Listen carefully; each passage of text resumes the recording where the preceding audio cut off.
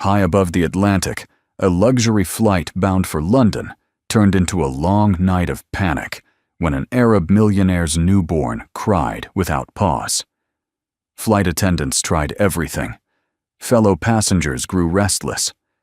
Then, from the quiet of economy class, a 10-year-old American girl stepped forward and spoke flawless Arabic words that would not only silence the cabin, but awaken memories, heal grief, and spark a mission that would change thousands of lives. If you believe in the unexpected power of kindness and the way one small act can transform the world, stay with us for this unforgettable true-to-life story.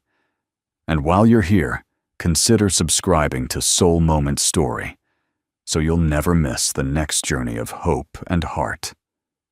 The cabin lights dimmed to a soft amber glow as Flight 782 arced eastward over the Atlantic. Outside the windows, midnight stretched like a velvet ocean, dotted only by distant starlight and the silver curve of the moon. For a while, everything seemed calm until a single cry cracked the quiet like glass. It began as a whimper, thin and plaintive. Then it swelled into a wail so sharp it seemed to slice through metal and carpet and bone. A baby's cry, fierce and unstoppable. From his seat in economy class, Daniel Hayes looked up from a dog-eared paperback and stilled. The sound wasn't just loud, it had the frantic edge of exhaustion. He knew that pitch. His own daughter Lily had cried that way once years ago when the world felt too big and she too small.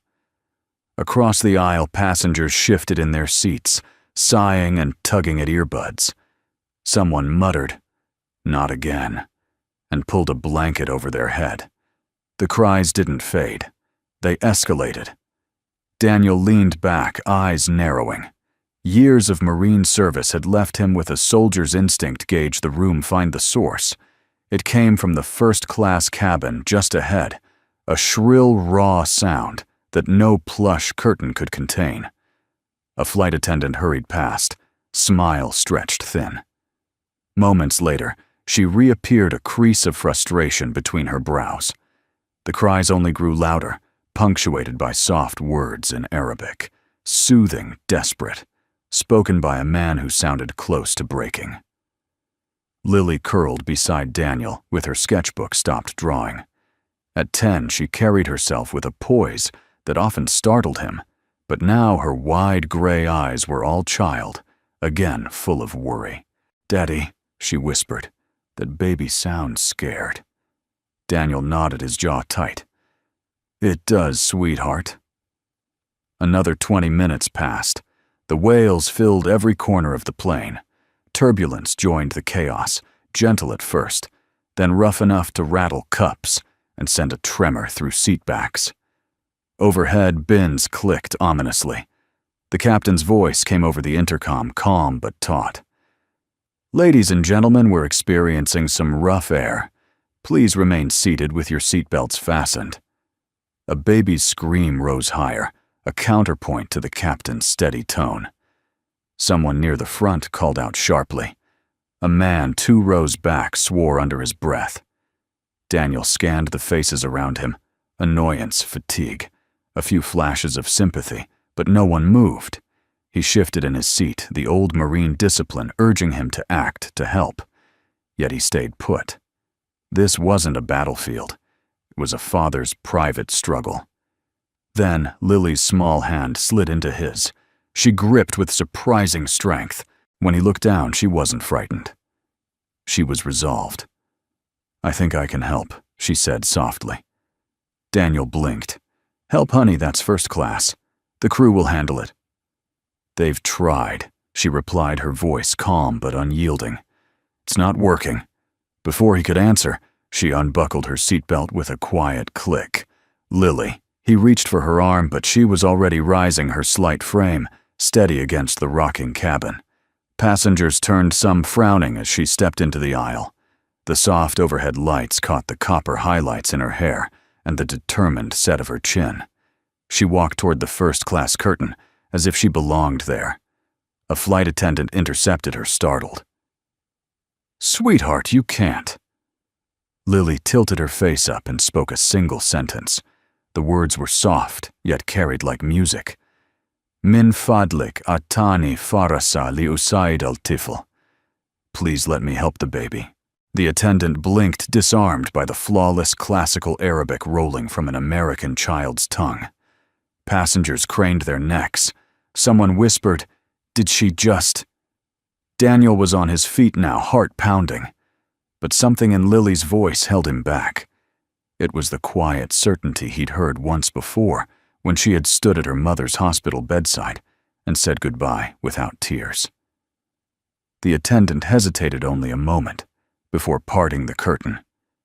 Beyond it, the first-class cabin glowed in golden light. A tall man with olive skin and the sharp elegance of desert royalty cradled a baby swaddled in cream linen. His expensive suit was rumpled, his dark eyes clouded with exhaustion and worry. The infant flailed and wailed, face flushed crimson. Lily stepped closer, small and unafraid. "Excuse me," she said, again, in gentle Arabic. "May I try?" The man looked up, startled. His gaze darted to Daniel, who had reached the curtain by now, breathing hard. Daniel raised his hands in a peaceable gesture. "She just wants to help," he said, his voice low but steady. "She knows your language." The stranger's eyes softened a fraction, the lines of fatigue etched deep. For a heartbeat, the only sound was the baby's ragged sobs and the low drone of engines. Finally, with a weary nod, he shifted the baby toward Lily. Every breath in the cabin seemed to pause. Lily held out her arms. "Hello, little one," she whispered, her Arabic pure and lilting. Carefully, she nestled the infant against her shoulder, one small hand supporting the fragile head. She began to rock, slow and deliberate, as if guided by something ancient. Daniel's chest tightened. He recognized the melody even before he understood the words, the Bedouin cradle song he'd once heard on a desert night long ago when he was stationed near the Syrian border. Ya sagiri numbiyaman al-kamar, yahrosuka al-laila. Sleep safely, little one, the moon watches over you tonight. The effect was immediate and almost miraculous. The baby's cries faltered, hiccuped, and gradually ebbed into soft whimpers. Tiny fists unclenched. A minute later, silence settled like a blessing. A ripple of awe moved through the cabin. Passengers who moments ago had sighed in irritation now sat transfixed. One woman dabbed at her eyes. The flight attendant pressed a hand to her mouth, speechless. The tall man, Khalid al-Mansour, as they would later learn, bowed his head. In the hush, a single tear slid down his cheek. Daniel exhaled a breath he hadn't realized he was holding. Pride, fierce and aching, swelled in him. He had taught Lily Arabic as a way of remembering his years of peacekeeping in the Middle East, never imagining it would lead to this moment, 30,000 feet above the ocean. Khalid raised his gaze to Daniel, wonder and gratitude mingling in his expression. How does she know that song?" he asked, his English tinged with the soft cadence of the Gulf. Daniel stepped forward, resting a steadying hand on the back of Lily's seat. "It's a long story," he said quietly. Outside, turbulence subsided.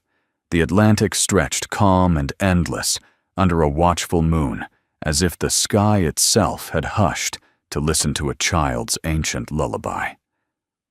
The cabin of Flight 782 was finally quiet, a fragile stillness layered over the steady hum of engines. Only moments ago the air had pulsed with panic, the baby's relentless cries, the thud of turbulence, the sharp whispers of impatient passengers. Now there was only the soft rhythm of breath and the occasional creak of the plane settling into smoother air.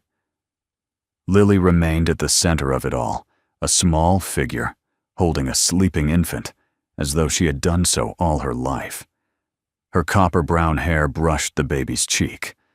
The child's tiny chest rose and fell against her shoulder, a lullaby of trust.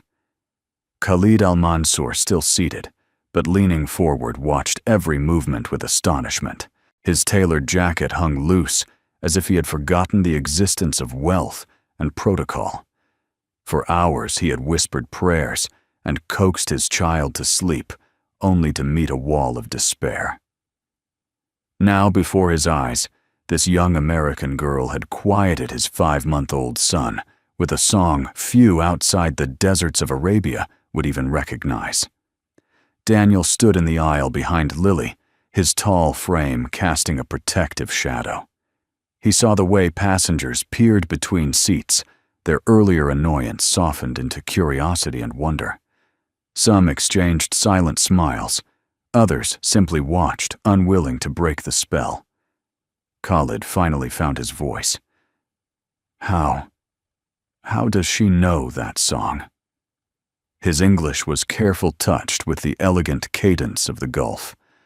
Daniel stepped closer, resting one hand lightly on the back of Lily's seat.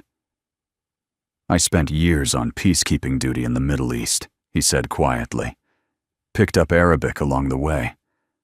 I used to hum that lullaby to Lily when she was a baby. She never forgot. Khalid blinked, absorbing this. The harsh lines of exhaustion on his face softened. Ya Saghiri. My mother sang it to me, he murmured in Arabic, half to himself. And my wife, she sang it while she carried him. His voice cracked on the last word. The weight of that simple confession lingered in the air. Daniel caught the fleeting shimmer of grief in the man's eyes, a grief he knew all too well. He thought of hospital nights beside his late wife, of promises whispered over fading heartbeats.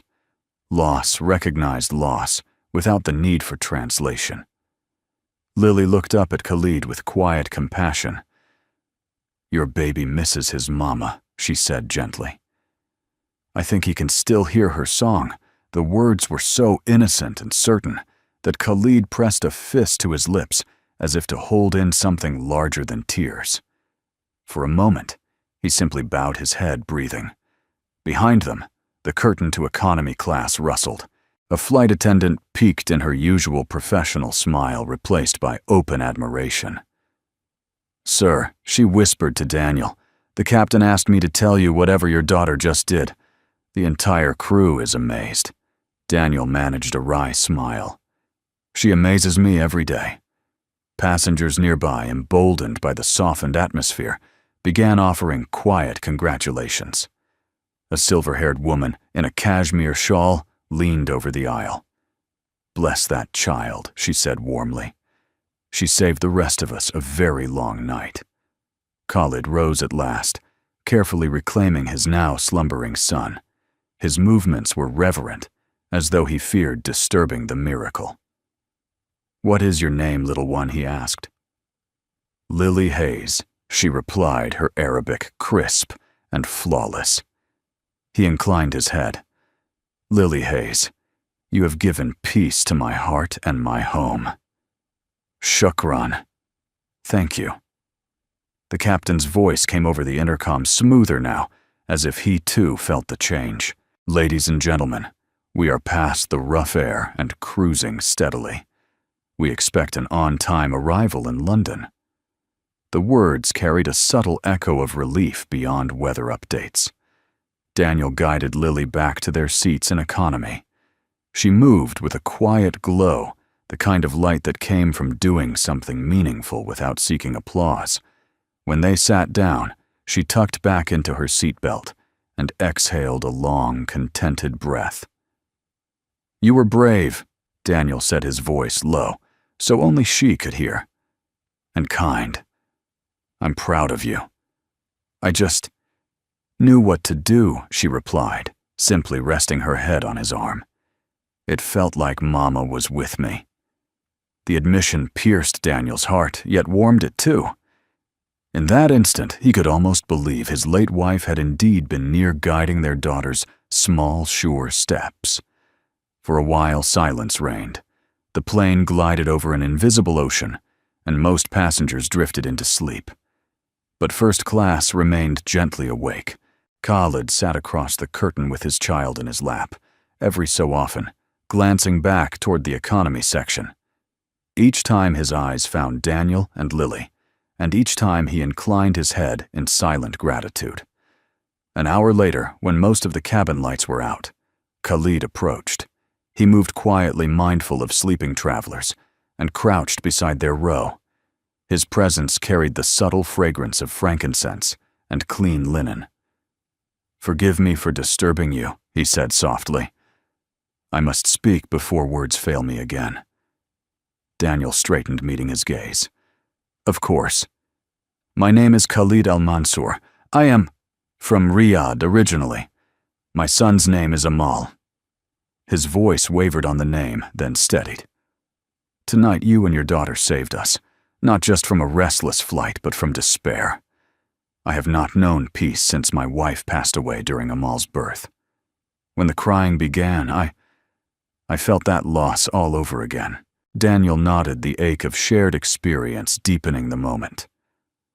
"I'm sorry for your loss," he said with quiet conviction. "I lost my wife to cancer 4 years ago. It changes you, every day." Khalid's eyes softened.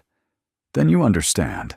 They sat in companionable silence, strangers, linked by absence, and the sudden fragile trust of night travel.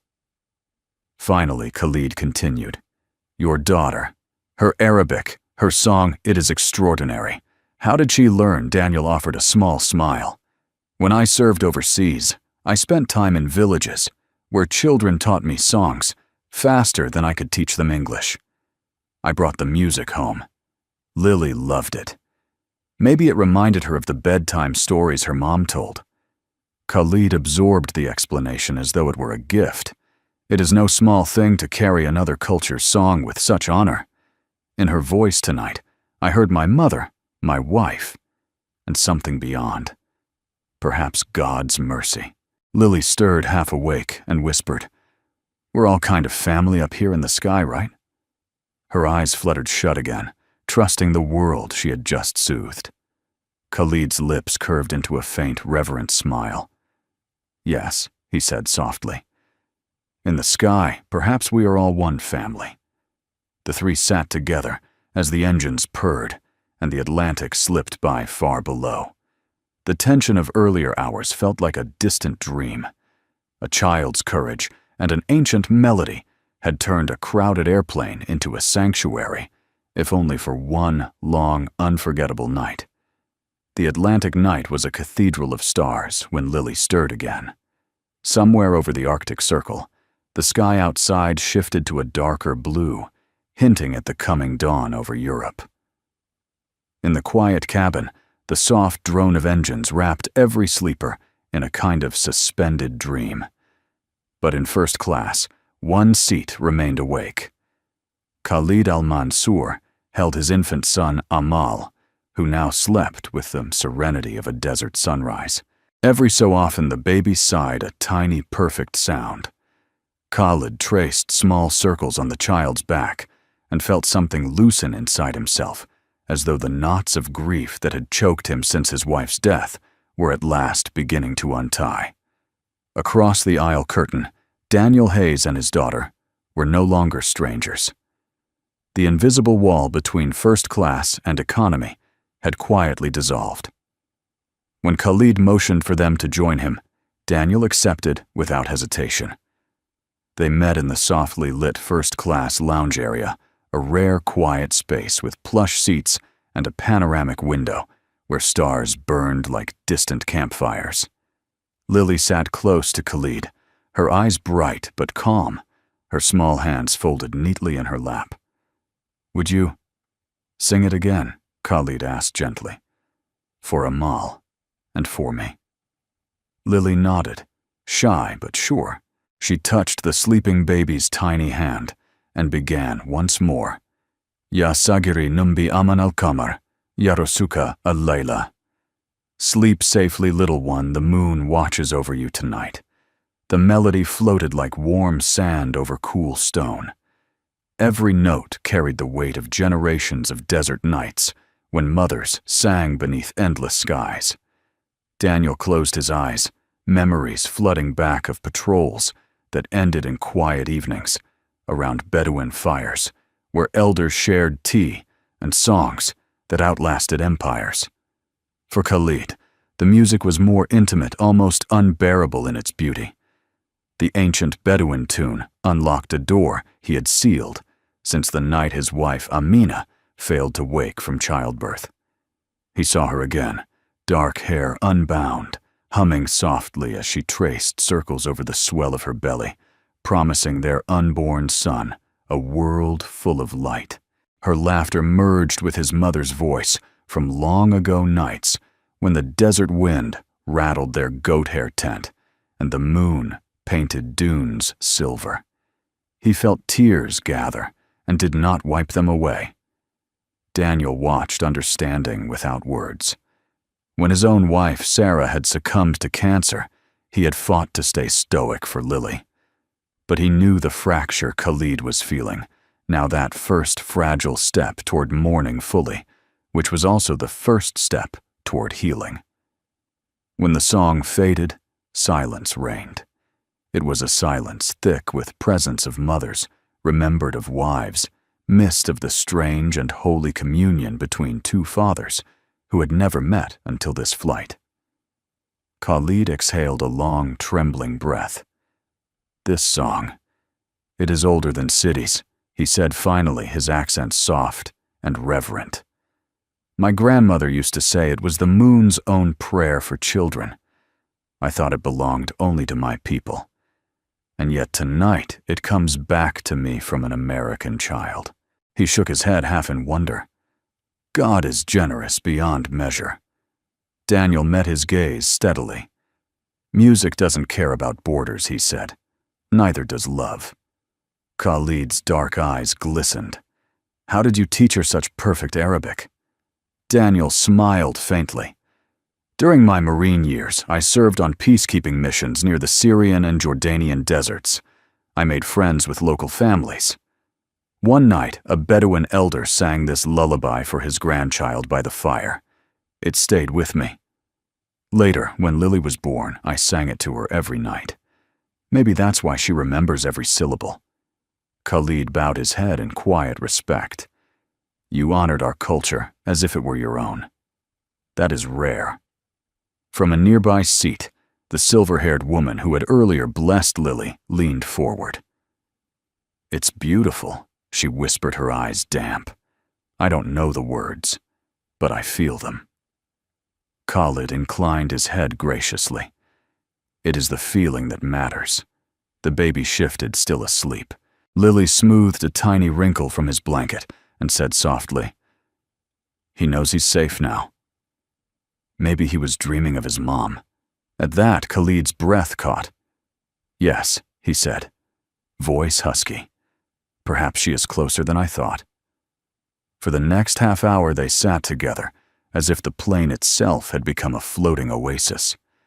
They spoke in gentle tones that wove English and Arabic, like threads of a single fabric.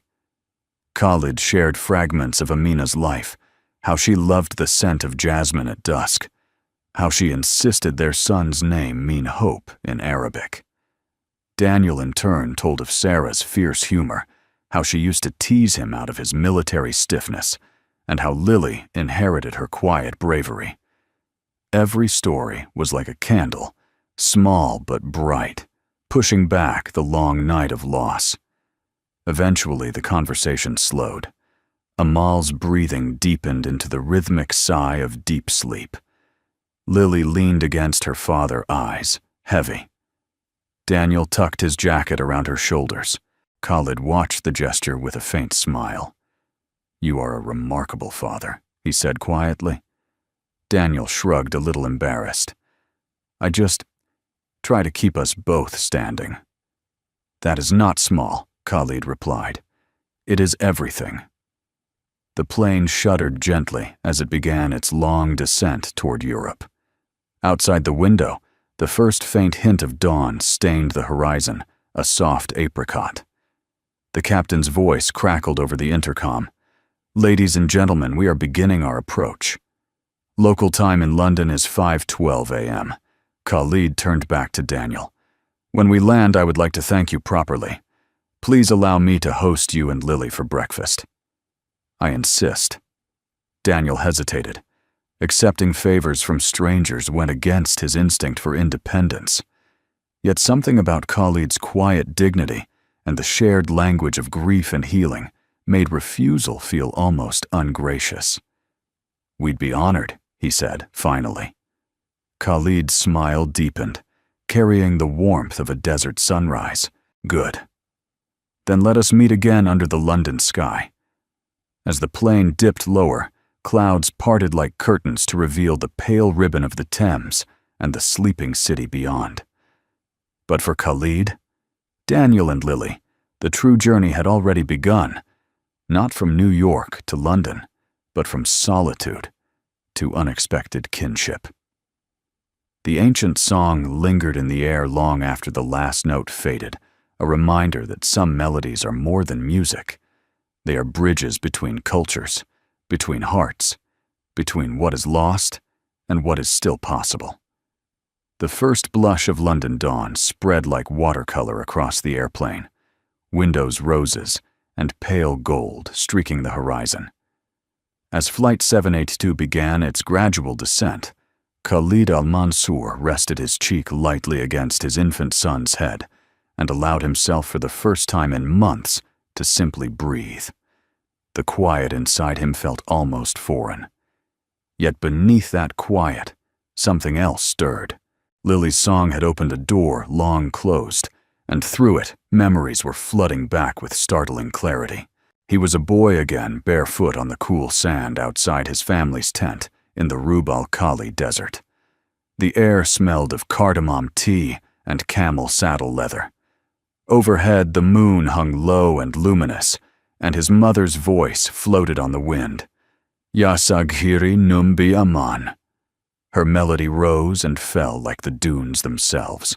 Each note promised safety, love, and the unbroken chain of ancestors who had sung the same to their children. That lullaby was the heartbeat of his childhood, carrying him from restless sleep to deep dreams of caravans and star-lit oases. Years later, after boarding school in Europe and graduate work in Boston, he had told himself those nights belonged to another life, one that wealth and ambition had outgrown. Yet here, 30,000 feet above the Atlantic, a 10-year-old American girl had revived it, note for note, syllable for sacred syllable. The wonder of it threatened to undo him. And then there was Amina. Her laughter had been quicksilver, sudden, luminous, impossible to catch. He saw her as she had been the night before. Amal's birth, brushing her long, dark hair, humming the same lullaby, while he traced circles on her rounded belly. Do you know she had teased our son? We'll think the moon sings. If he does, Khalid had replied, kissing her forehead, then he will know the desert is alive. That was the last night they shared. Complications struck at dawn. Doctors rushed. Machines beeped. And in the sterile white light of the maternity ward, life fractured. Amina slipped away without a cry, leaving Khalid with a newborn and a silence that felt eternal. Since then, he had moved through days like a man wrapped in gauze, signing contracts, managing a global investment empire, shaking hands with heads of state, yet always with the echo of that final heartbeat ringing in some locked chamber of his soul. Now, because of a child's voice, the lock was breaking. Khalid blinked back the images and focused on the present. Daniel Hayes sat across from him in the first-class lounge area, Lily curled between them like a bridge made flesh. Outside the window, the Thames curved silver in the dawn. You seemed far away for a moment, Daniel said gently. Khalid managed a faint smile, far and near at once. That song, it carries me home. Daniel's eyes were steady, sympathetic. I know what that's like. Sometimes a single smell or sound takes me right back to Sarah's hospital room. One breath, and I'm there again, holding her hand. They exchanged a long, knowing silence, the kind only those acquainted with deep loss can share. "How did you survive it?" Khalid asked quietly. Daniel looked down at Lily, who slept with her head against his arm. "Some days I didn't think I would, but Lily needed me. And somewhere along the way, I realized Sarah would want me to keep living, not just breathing. I learned to let grief become part of me, not all of me." Khalid absorbed the words as if they were a lifeline. "Let grief become part of me, not all of me." The phrase settled into him like a seed. Lily stirred and blinked awake, her gray eyes still soft with sleep. "Did I miss breakfast?" she asked. And both men laughed, quiet, surprised laughter that felt like sunlight breaking through storm clouds. "No breakfast yet?" Khalid said, smiling. "But perhaps you will share more of your music." She stretched and nodded. "I can teach you the English words we use when we sing at home."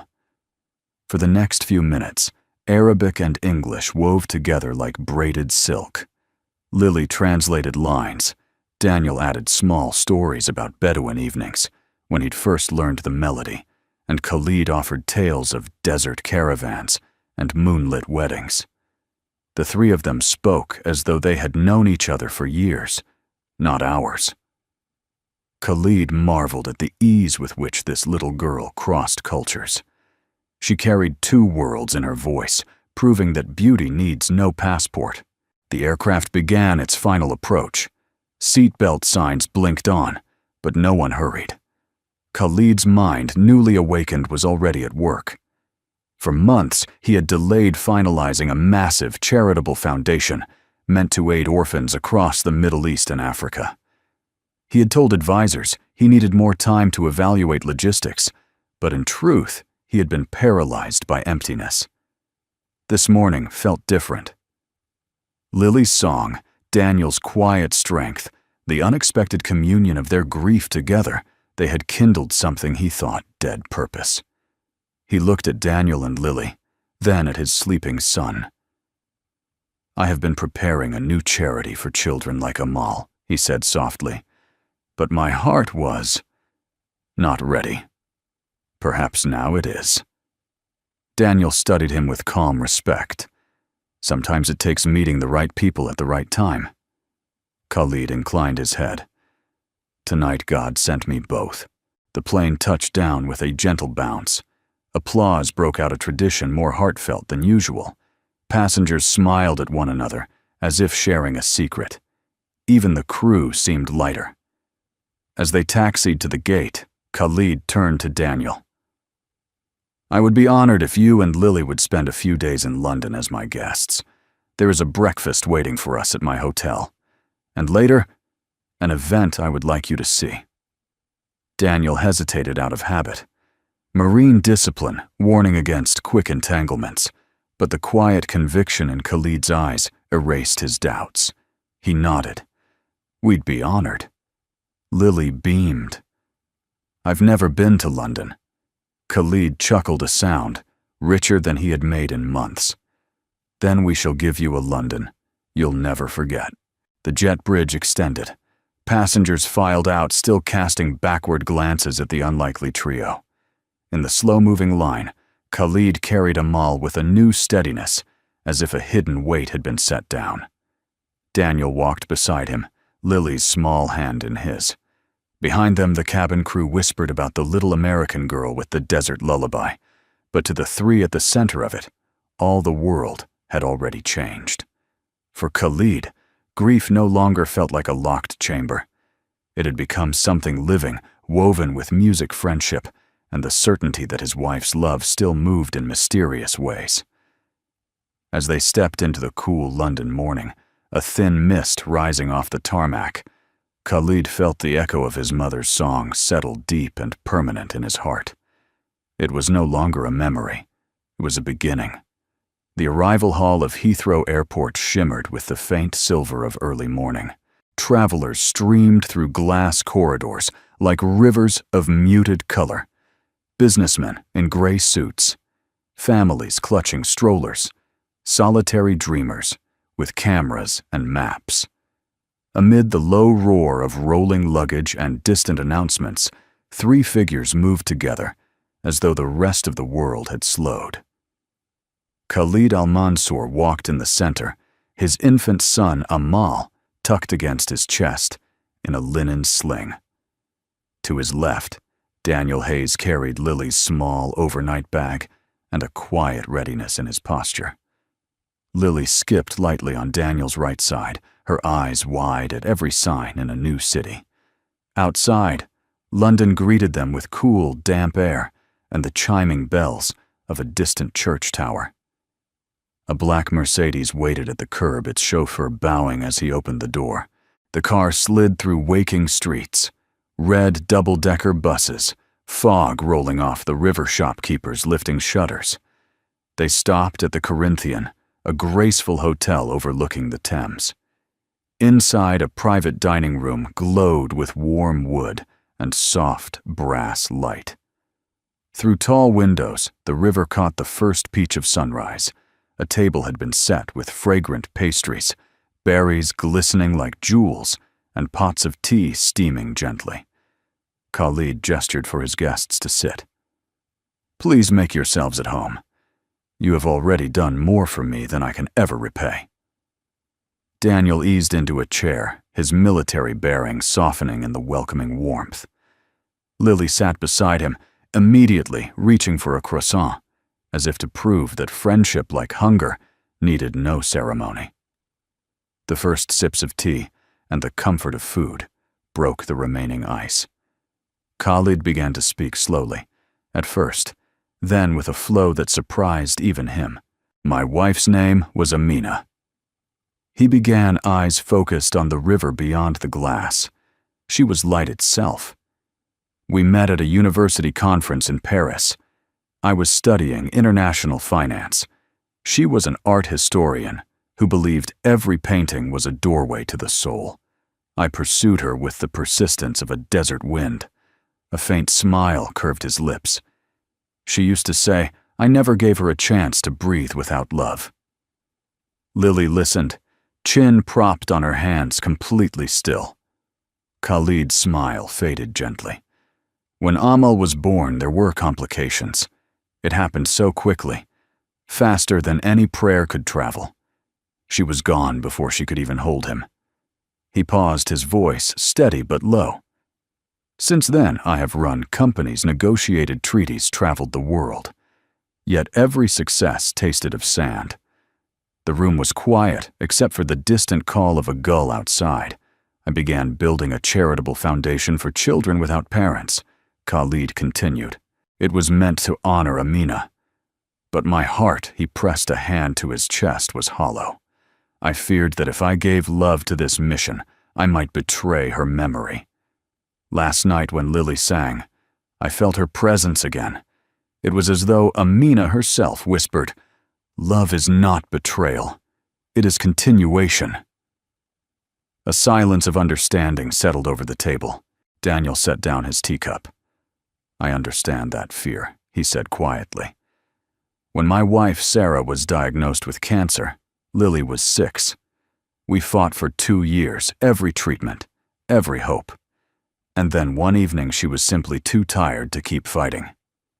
He paused, eyes tracing the curve of the river. "For months, I operated on marine instinct. Wake up, keep moving, protect the child.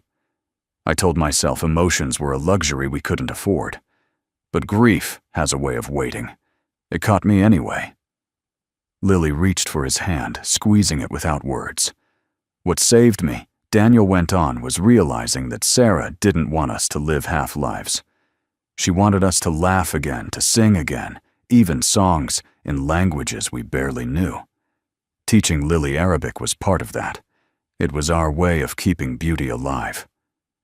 Khalid nodded slowly. "You turned pain into a bridge." Daniel gave a small shrug. "Some days it feels more like survival than wisdom. But maybe they're the same thing."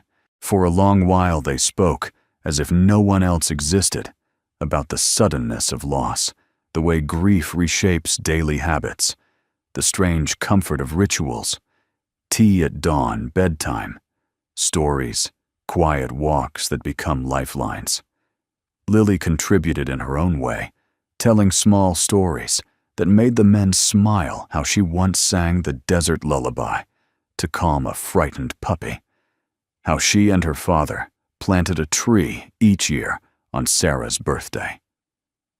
Her words were simple, but they glowed with the courage of a child who had already learned that love can outlast absence. Khalid listened with eyes that reflected both sorrow and admiration. "Your mother would be proud," he said gently. Lily's smile was shy but radiant. "I think she still sings with us. Maybe that's why Amal liked the song." Khalid's throat tightened. Perhaps so. As the plates emptied and the first tourists began to appear on the riverwalk outside, Khalid leaned forward. "This morning feels like a turning point.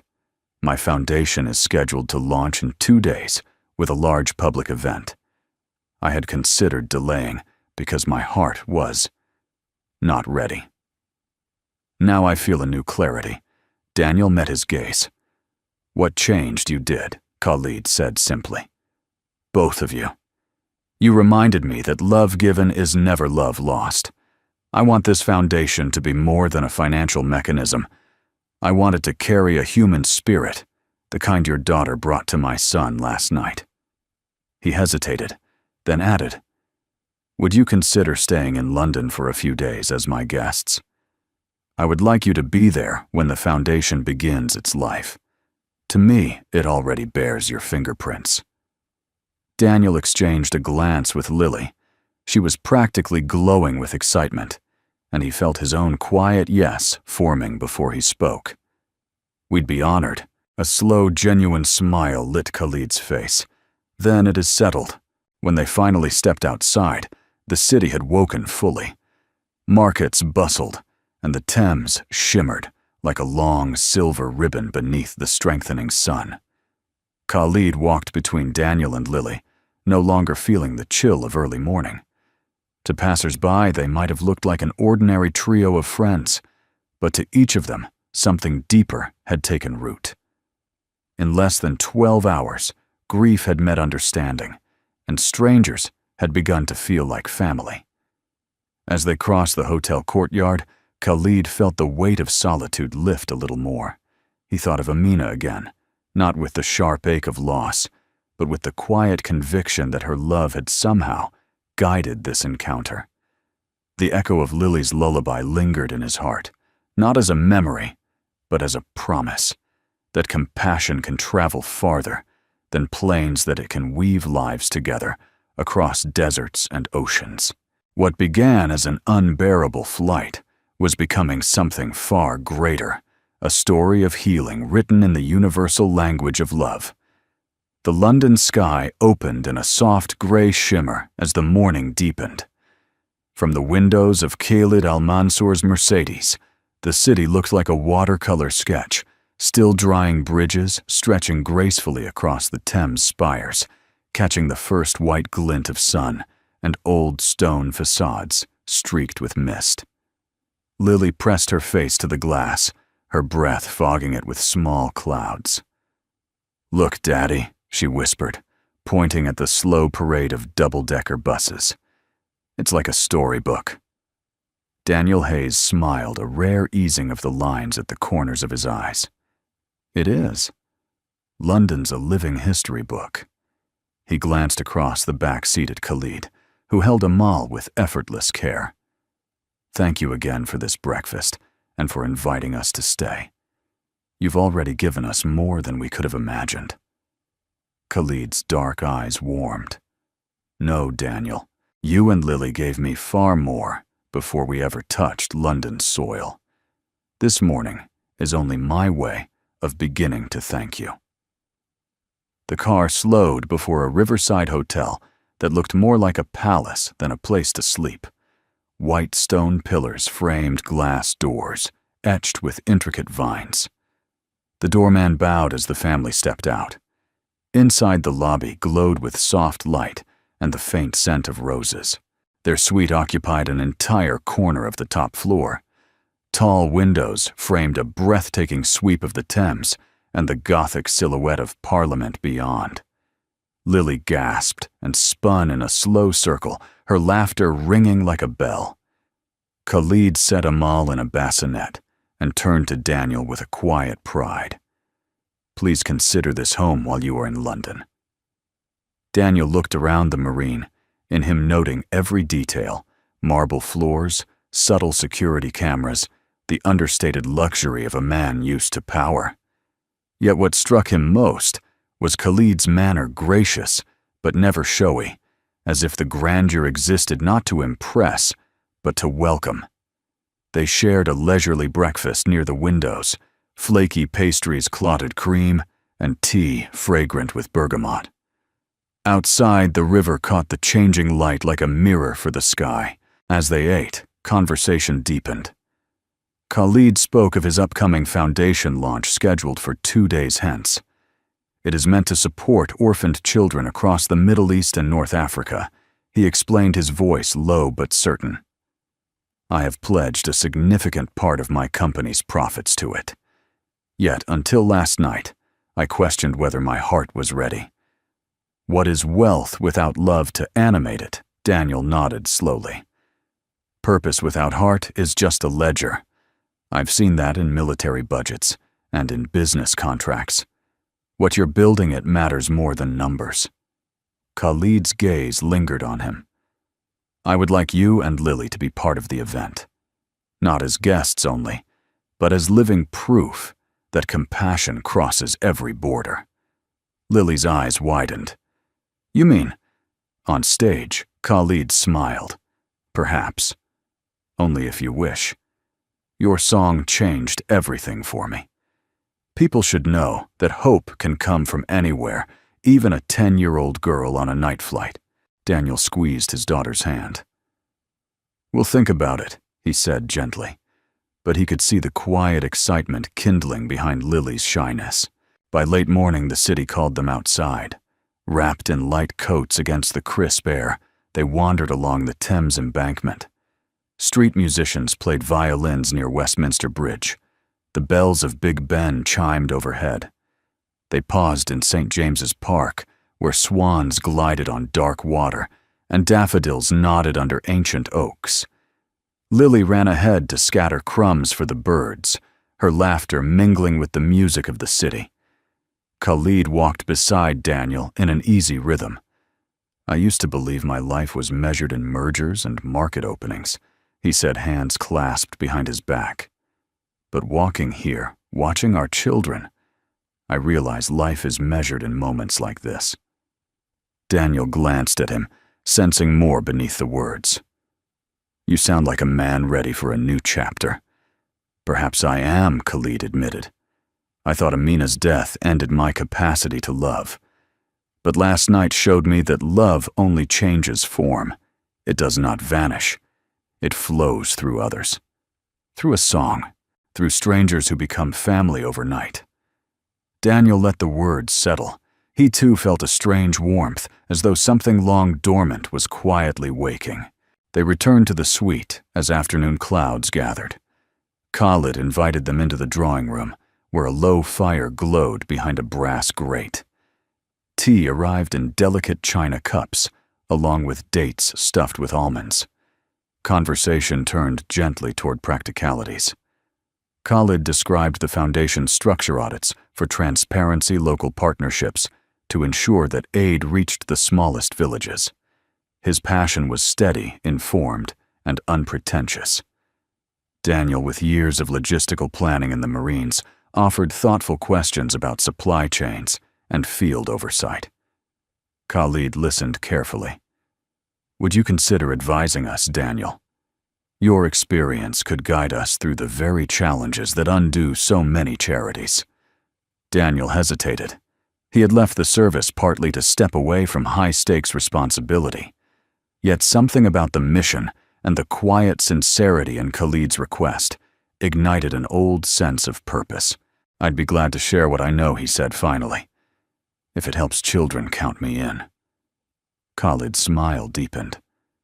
then already you are part of this family. As evening draped London in a velvet blue, the three strolled again, this time along the river walk, lit by antique lamps. Lily walked between the men, humming softly, the lullaby that had first united them. Amal slept soundly in a carriage, his tiny breaths visible in the cool air. They paused on a bridge where the Thames reflected the shimmering city lights.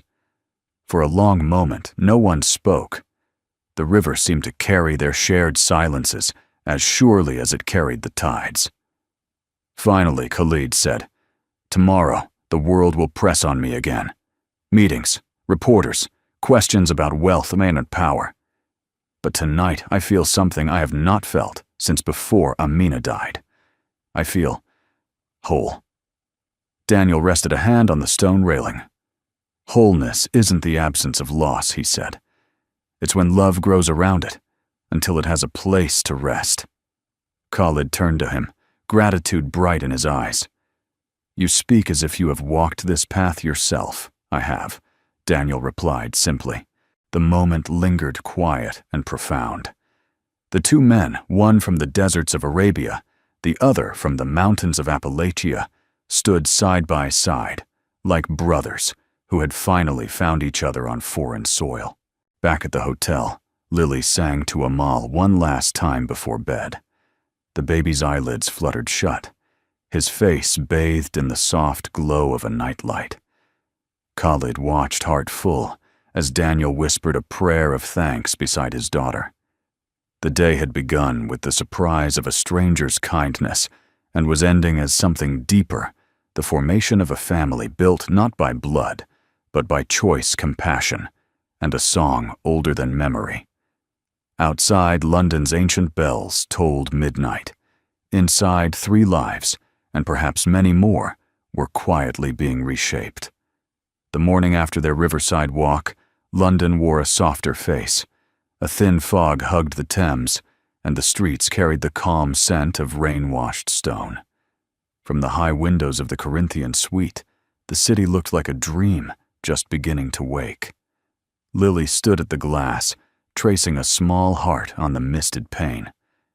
"It feels like we're floating in the clouds," she said, her voice hushed with wonder. Behind her, Daniel Hayes stretched the quiet discipline of years in the Marines, evident even in so simple emotion. "First order of the day," he said lightly. "Breakfast. Fuel for explorers." A gentle laugh came from Khalid al-Mansour, who was carefully fastening Amal into a snug wrap. "Then let us explore," he said. "London has many stories to share." Their first stop was Hyde Park, where broad avenues of plane trees still held the night's dew. Lily ran ahead, skipping over puddles, the soft thud of her boots mingling with the call of wood pigeons. Khalid pushed Amal's stroller at an unhurried pace beside Daniel. "This city reminds me of Paris," he said, "but with an older soul. The stones feel seasoned." Daniel nodded. "America has history, but it's different. Younger. Here, every corner feels like a memory." They reached the Serpentine Lake, where swans glided like white ships. Lily leaned over the railing to toss bits of brioche saved from breakfast. Amal gurgled in approval, small fists waving as if to greet the elegant birds. Khalid watched them, his face softening.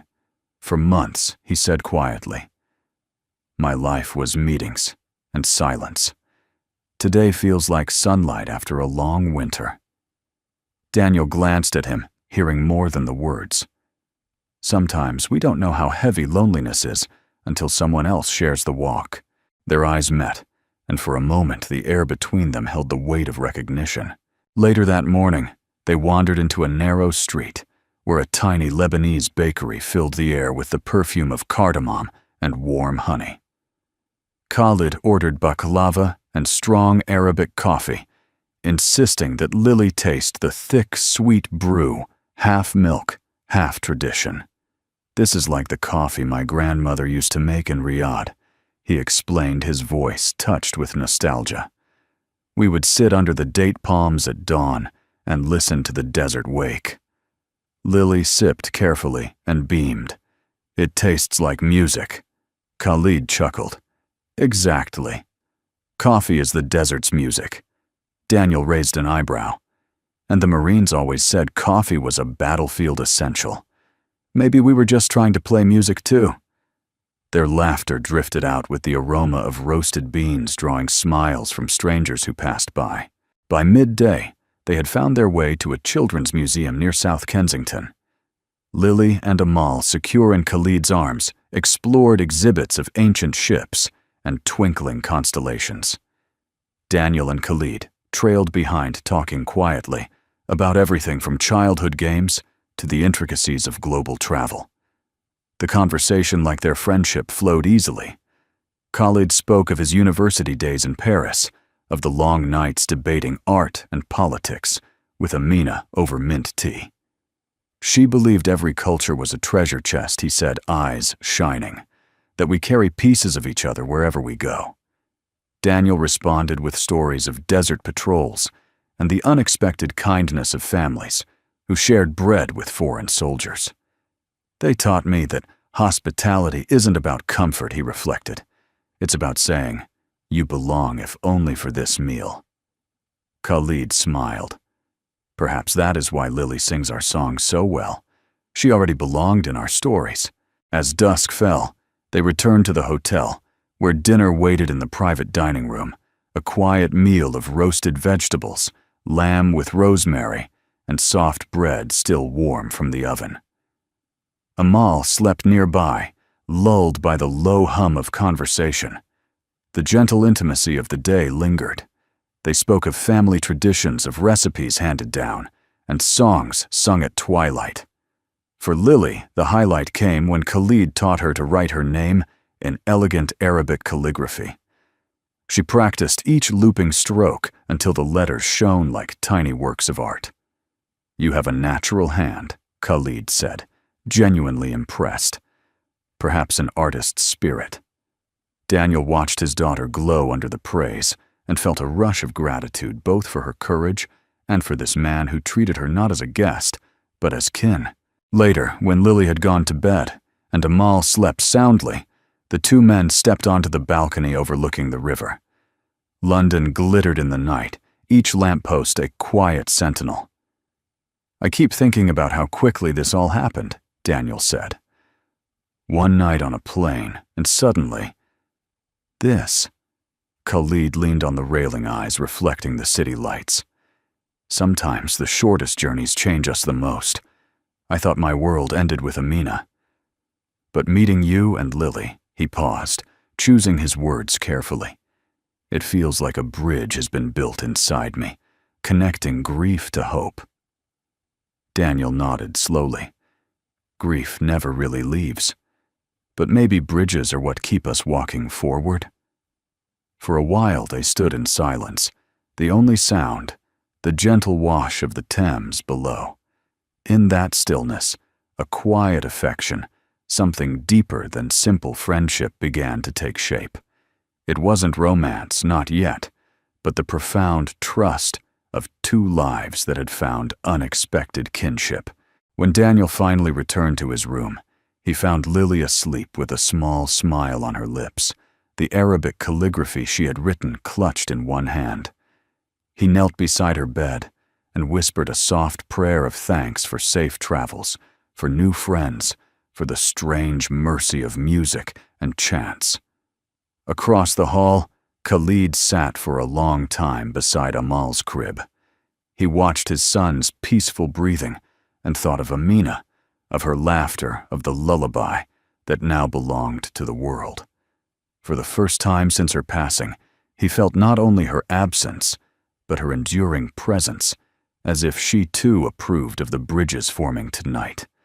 Outside, London's bells began to strike midnight, their sound carrying over the river like a benediction. Inside, hearts that had been oceans apart were now separated only by a hallway and a shared destiny. The bridges of the heart, Khalid thought, are built quietly. One song, one gesture, one day of trust at a time. The next morning dawned with a damp chill, the kind Londoners call typical weather, and visitors describe as romantic.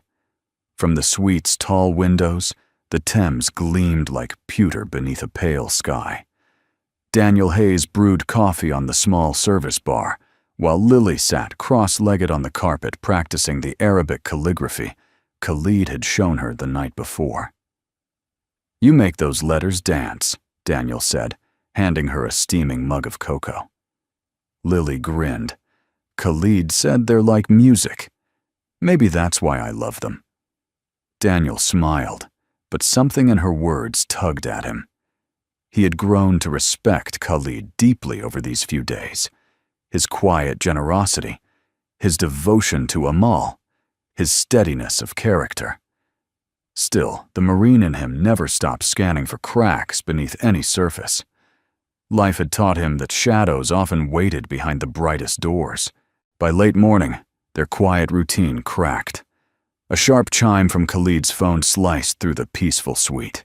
He glanced at the screen, and Daniel watched the change ripple through him, a stillness that wasn't calm, a sudden narrowing of focus. "Excuse me," Khalid said, rising. He stepped onto the balcony and closed the glass door behind him. Daniel could see him through the misted pane. Khalid's usually relaxed shoulders were rigid, his free hand tight on the railing. Words flowed quickly in Arabic, too fast for Daniel to catch more than fragments, but he recognized the tone. Crisis. A few minutes later, Khalid returned the color in his face, muted. He picked up Amal from his crib as if to ground himself. Khalid, Daniel asked.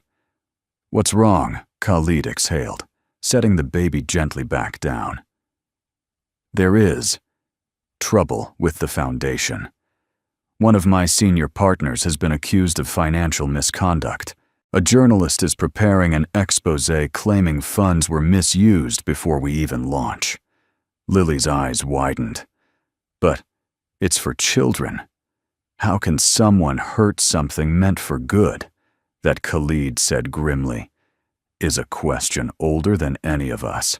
The hours that followed felt heavier than London's gray sky. Khalid's phone buzzed constantly, advisors calling lawyers, emailing board members urging caution. Daniel watched as Khalid paced the suite with quiet intensity, speaking alternately in English and Arabic. The gentleman who had strolled through Hyde Park yesterday now moved like a commander in a tightening battle. Finally, Khalid ended a call and turned to them, his dark eyes shadowed. "The press is gathering at the hotel entrance. Some demand a statement. Others suggest postponing tomorrow's launch until the investigation is resolved. If we proceed, we risk scandal overshadowing everything we intend to do for the children." Daniel leaned forward, elbows on his knees. "What do you believe happened? Is there truth to these claims?" Khalid shook his head. "The partner in question. Nabil handled preliminary contracts. We are auditing everything now. I trusted him like a brother. To imagine theft." He closed his eyes briefly. "It cuts deep." Lily set aside her calligraphy pen and said softly, "Maybe he didn't steal. Maybe someone wants to stop the good you're doing." Khalid regarded her with a faint smile touched by sadness. Perhaps. But perception can wound a mission as deeply as fact. Daniel felt old instincts awaken. Crises had a rhythm shock analysis action. He had lived that cadence on battlefields and in hospital rooms. He rose and moved to the balcony where the river rolled slow and constant. "Khalid," he said, "you've built something meant to outlast gossip. Don't let panic steer the wheel. First, verify the facts. Get a full financial audit tonight if possible. Second, control the narrative. If you're transparent from the start, the press can't weaponize the unknown." Khalid followed him outside, the cool air sharpening their thoughts. "You speak as though you have fought this war in another arena," Daniel admitted. "In the Marines, rumor can destroy a mission before a single shot is fired. The cure is sunlight open, reports, clear communication, and standing firm even when storms howl. Khalid absorbed the advice, his shoulders gradually lowering. You make it sound almost simple. It's not simple, Daniel said, but it's possible. And you're not alone. You have allies here and in your team. Use them. For a moment, the only sound was the river against the quay.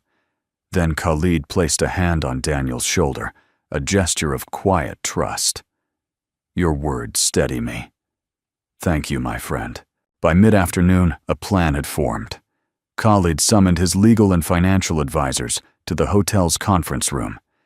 He insisted on a full, immediate review of every transaction tied to the foundation. He dictated a statement for the press. We welcome scrutiny. Transparency is the lifeblood of our mission. Daniel sat nearby occasionally, offering the calm, strategic suggestions of a man trained to think in crisis. Lily played with Amal on the carpet, her quiet laughter a small anchor in the charged air. Hours passed.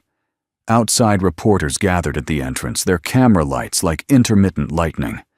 Inside, Khalid remained composed, his focus unwavering. The final audit came in just after dusk. The conclusion, the irregularities were the result of a clerical error, a misfiled invoice, no theft, no diversion of funds. Relief rippled through the room. Khalid exhaled a long breath and looked toward Daniel and Lily. It seems your instincts were correct. The shadow was smaller than it first appeared. Daniel allowed himself a small grin. Good news travels slow, but it sticks. Later, after the last call ended, and the hotel corridors grew quiet again, the three of them shared a simple supper in the sweet lentil soup and warm bread delivered from the kitchen. The tension that had filled the air all day began to lift, like fog over the Thames. I feared today would undo everything, Khalid said, breaking a piece of bread. Instead, perhaps it has strengthened what we are building. Tomorrow, when we stand before the world, we can speak not only of hope, but of tested integrity. Daniel raised his glass of water. To integrity, then, and to staying the course. Lily clinked her cocoa cup against theirs with a soft giggle. And to songs that keep babies asleep, she added, making them both laugh. Khalid looked at the little girl with a tenderness that needed no translation. Yes, he said. Above all, to songs. That night, as London's lights blinked against the river, Khalid stepped out onto the balcony one last time. The day's ordeal had left him tired, but beneath the weariness, a deeper strength pulsed, a steadiness he hadn't felt since Amina's passing. Inside, Daniel was helping Lily settle under the covers, telling a quiet story about desert stars. Their voices drifted through the open door like a gentle hymn. Khalid closed his eyes and let gratitude wash over him. The shadows of doubt had tested the new bonds between them, and those bonds had held. What began as a chance meeting in the sky was proving strong enough to withstand the turbulence of the world below. Tomorrow would bring bright lights and questions from the press. Tonight he simply breathed in the London mist and whispered a prayer of thanks for unexpected friends, for renewed purpose, and for a future that no longer felt like empty space. London's city lights shimmered across the Thames like scattered coins as night folded over the Corinthian Hotel. After the turbulence of the day, the relentless phone calls, the reporters at the entrance, the high-stakes audit that had nearly derailed the foundation, an unexpected calm now embraced the suite. The scent of fresh jasmine tea drifted through the rooms, mingling with the soft crackle of a fireplace. Daniel Hayes stood at the window with a quiet sense of relief. In his Marine years, crises often ended with exhaustion, not peace. Tonight was different.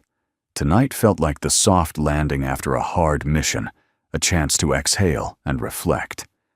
Behind him, Khalid al-Mansour moved with deliberate grace, as though the day's ordeal had refined rather than drained him.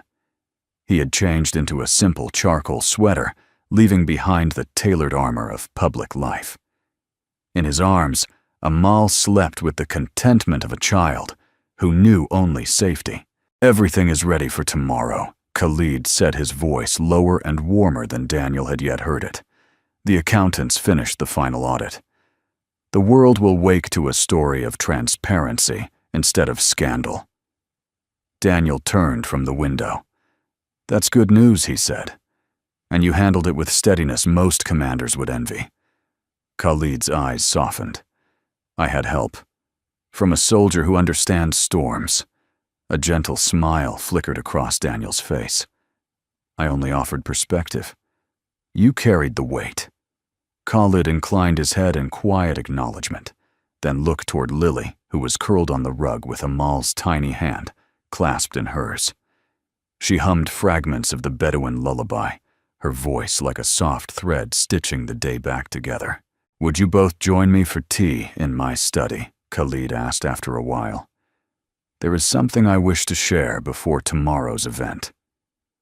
Daniel agreed, curiosity stirred by Khalid's tone, a mixture of anticipation and reverence. He roused Lily gently, and the three followed Khalid through a hallway lined with oil paintings of desert caravans and moonlit oases. The air smelled faintly of oud wood and history. The study was intimate, and inviting shelves of leather-bound books, a Persian rug the color of garnets, and a polished walnut desk where a silver tea service waited. Khalid placed Amal in a nearby bassinet and motioned for Daniel and Lily to sit on a low sofa. For a moment he stood silent, his gaze on the city lights beyond the window. Then he reached into a small carved box and withdrew something that gleamed in the lamplight, a delicate silver amulet etched with flowing Arabic script and set with a single turquoise stone. "This," he began, "softly belonged to my mother. She wore it on her wedding day, and she sang to me with it resting on her heart. When I married Amina, my mother placed it in my bride's hand as a blessing. Amina planned to pass it to Amal's future bride, but..." His voice trembled for the briefest second. "Fate chose another path." He turned toward Lily, kneeling so that his eyes met hers. "Last night when you sang, I felt both my mother and Amina beside me. Your song carried them back to me. You gave peace to a house that has known only silence for 5 months. For that, I have no gift equal to the gift you gave me. But I can offer a token of my gratitude." With great care, he set the amulet in Lily's small hands. Her gray eyes widened. "It's beautiful," she whispered, running a finger over the cool silver. "But I can't take something so important." Khalid smiled gently. "It will always belong to my family. But you, Lily, are now part of that family. This amulet is not a possession. It is a promise. Keep it as a reminder that love travels farther than borders, and that a single act of kindness can bind generations." Lily looked toward her father, seeking reassurance. Daniel met her gaze and gave a small nod. "It's a great honor," he said softly. "You can accept it." Carefully, Lily closed her fingers around the amulet.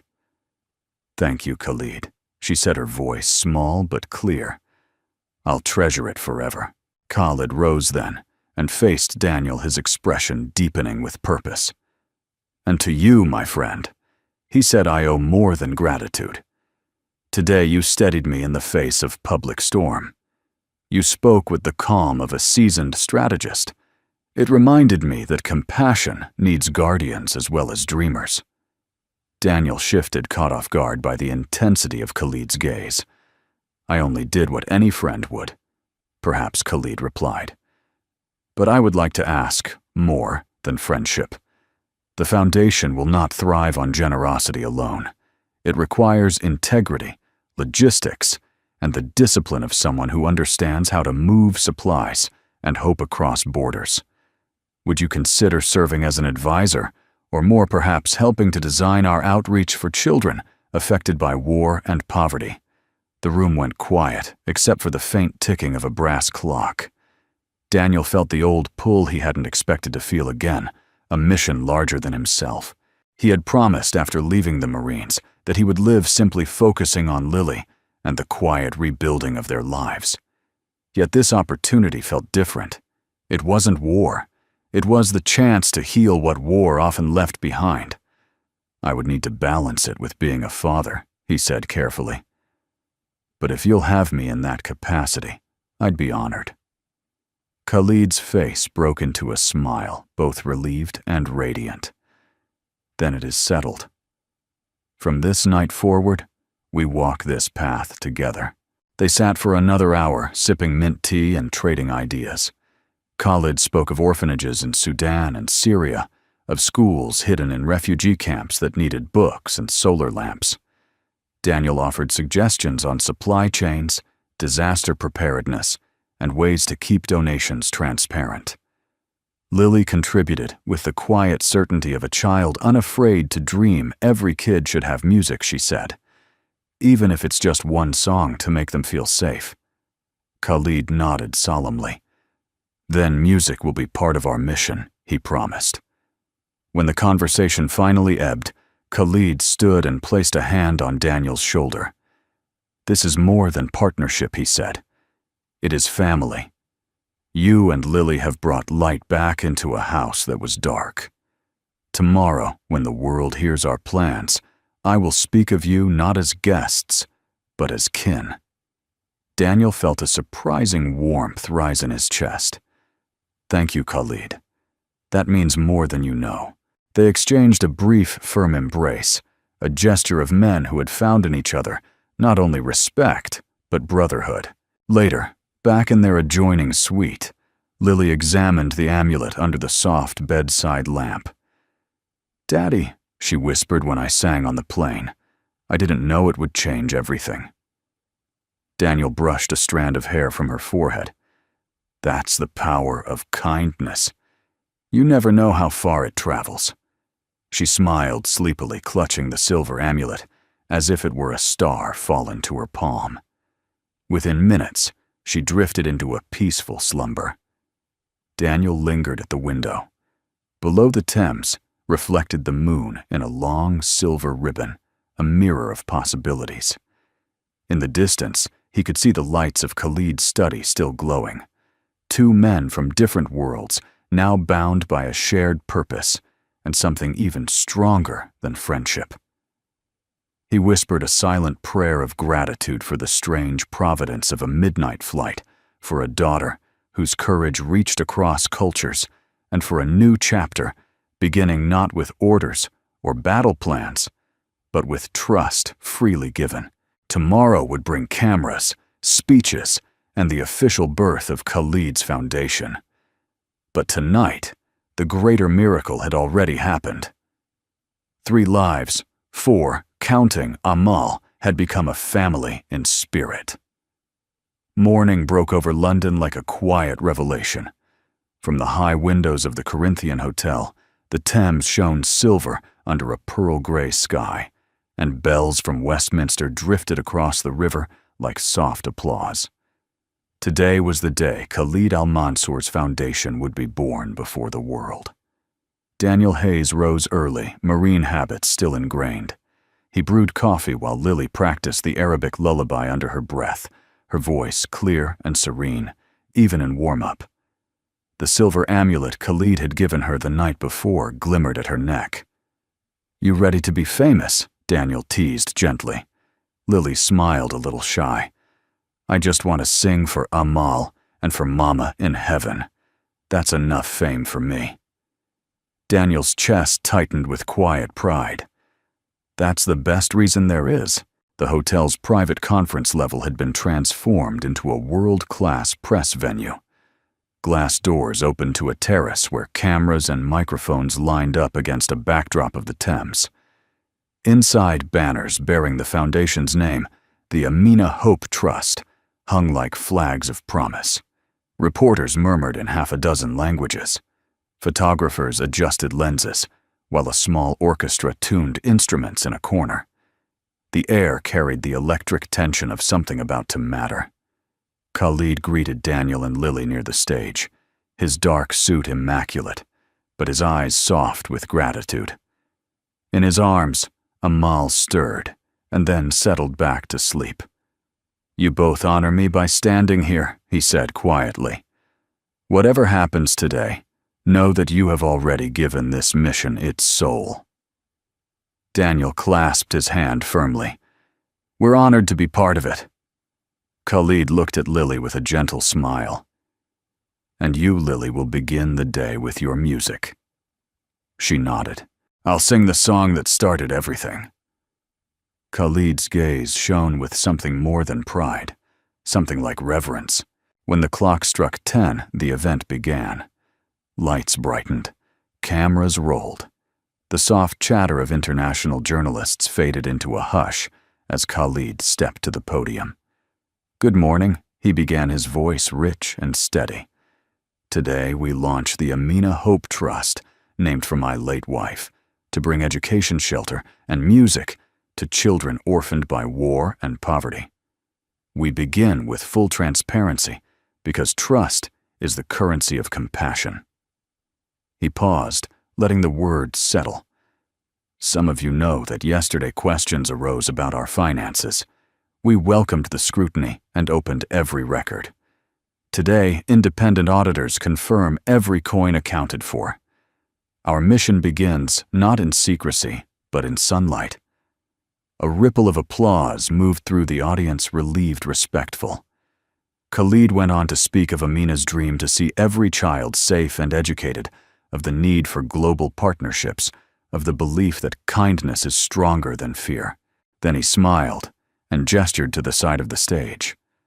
"But before we discuss numbers and strategies," he said, "I want you to hear the heartbeat of this foundation. Last night, a young girl reminded me that one song can cross oceans and generations. Please welcome Miss Lily Hayes." For a moment, Lily froze, dazzled by the sea of cameras and lights. Daniel caught her eye and gave a small, steady nod, the same look he had given her when she first stepped toward Khalid on the plane. Courage bloomed in her chest. She walked to the microphone, the silver amulet catching the stage lights like a captured moon. She began softly, but her voice soon filled the great hall. "Ya Saghiri Numbi Aman al-Kamar, Yahrosuka al-Layla." The Bedouin lullaby floated like desert wind under starlight. Journalists lowered their cameras entranced. Some wiped their eyes. For those who didn't know the words, the melody spoke a language deeper than translation. When the final note lingered and faded, the room erupted in applause, long-standing, thunderous. Khalid blinked rapidly, then stepped forward and embraced Lily with a fatherly tenderness that said everything words could not. When the applause subsided, Khalid invited Daniel to join them at the podium. "This is Daniel Hayes," he said to the world, "a father who has known loss, a soldier who has known service, and now a partner who will guide the Amina Hope Trust in bringing aid to children in conflict zones. Our work is stronger because of him." For a heartbeat, Daniel hesitated, unaccustomed to spotlights. Then he stepped forward, speaking with quiet strength. "I've seen firsthand how war steals childhood. What we build here isn't charity, it's a lifeline. And it started because a little girl believed a song could help a crying baby. Never underestimate what a single act of kindness can grow into." The hall erupted again in applause, the sound a living confirmation of their shared purpose. Reporters crowded with questions about transparency, about operations in conflict zones, about how an American Marine and an Arab billionaire plan to work side by side. Khalid answered each with a calm rooted in yesterday's trial by fire. "We will publish every financial record quarterly," he said. "We will partner with local leaders and listen before we act. This foundation belongs not to me, but to the children it serves." A veteran journalist from the Times finally stood and said what many were thinking.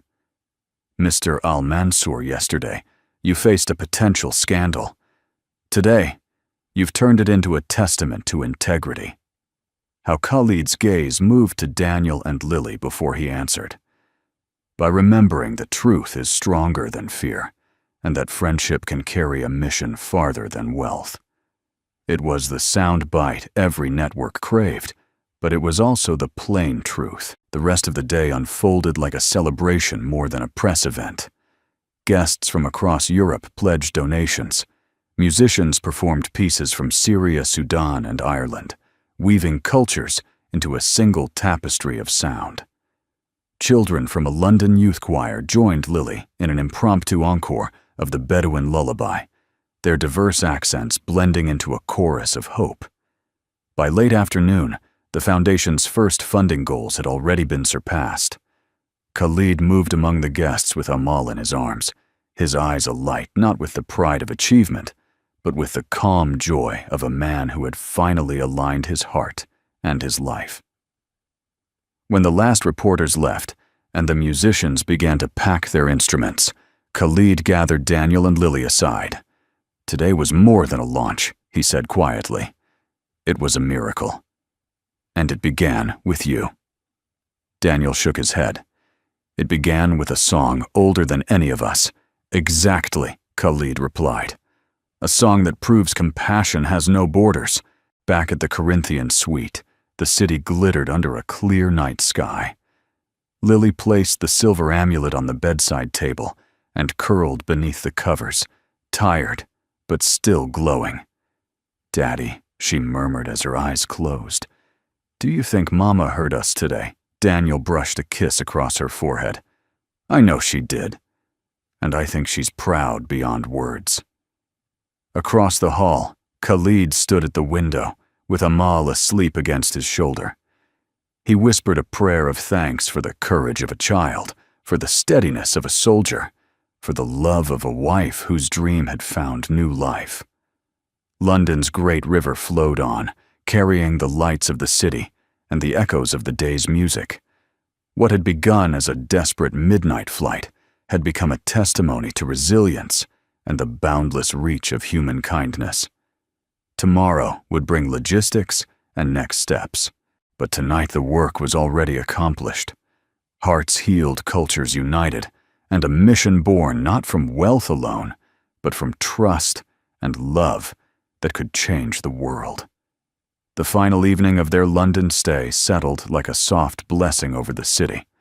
From the top floor of the Corinthian hotel, the Thames gleamed under a waxing moon, its surface catching the lights of Westminster and the slow wink of passing boats.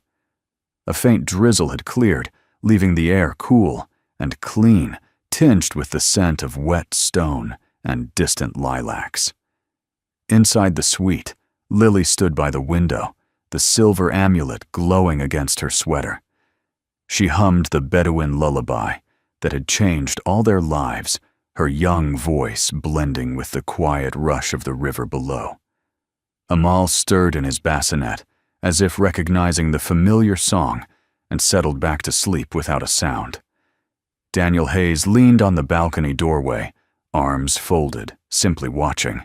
A deep calm filled him, different from the disciplined steadiness of his Marine days. This was peace, born of connection, of knowing that what had begun as a single act of kindness on a turbulent flight had grown into something enduring. Behind him, Khalid al-Mansour emerged from his study.